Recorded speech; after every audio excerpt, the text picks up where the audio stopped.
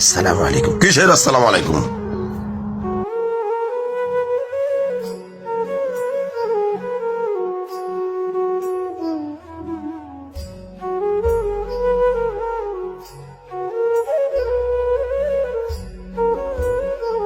আপনাদের আসার কোনো টাইম হলো এটা? মানুষ ঘরের ভিতরে একটু বিশ্রাম নিচ্ছে আর আপনারা গেটের সামনে এসে দাঁড়িয়ে রয়েছেন।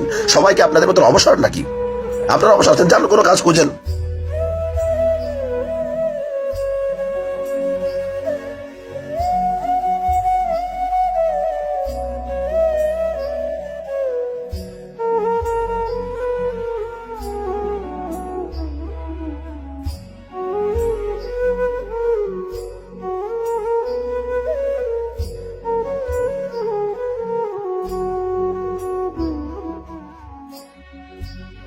নিশ্চয়ই আল্লাহ ধৈর্যশীলদের সাথে আছেন।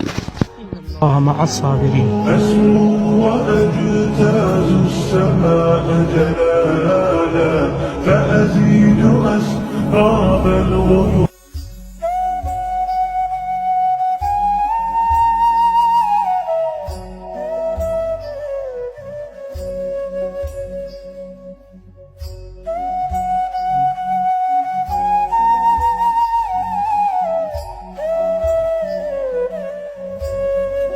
আমির সাহেব, আপনি কেন তার কথার জবাব দিলেন না?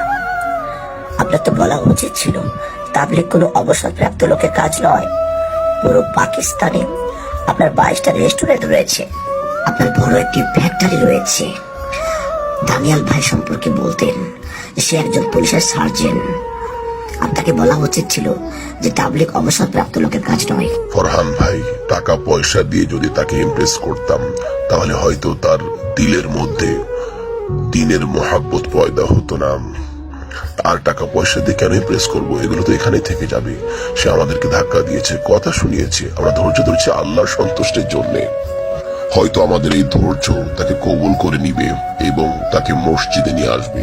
ঠিকই বলেছেন আমির সাহেব, আপনার এই ধৈর্য আমাকে অক্ষম করে আমাকে মসজিদে নিয়ে এসেছে। আপনাদেরকে আমি ধাক্কা মেরেছি, তাড়িয়ে দিয়েছি, তারপর আমি ভাবতেছিলাম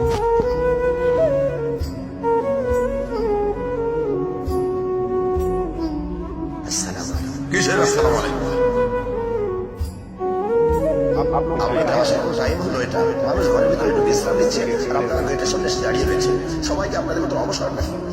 আপনারা অবসর আছেন, যান কোনো কাজ খুঁজেন।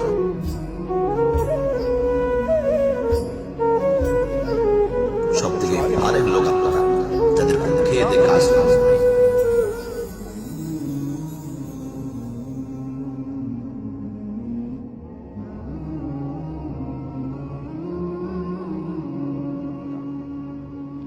আমির সাহেব, আপনি চাইলে আপনিও আমাকে ধাক্কা মারতে পারতেন, আমাকে মন্দ বলতে পারতেন, আমাকে ইনসাল্ট করতে পারতেন, কিন্তু আপনি সেটা করেননি। আপনি ধৈর্য ধারণ করেছেন। আমি মনে করছি আপনার এই ধৈর্যই আমাকে মসজিদে নিয়ে আসছে, আর আমি এই সুন্দর ইসলাম ধর্মকে গ্রহণ করে নিচ্ছি। এখন থেকে আপনাদের সাথে আমি আছি। सुभान अल्लाह। चल दीन की तबलीग में चलने का मजा देख, अल्लाह के रास्ते में निकलने का मजा देख। चल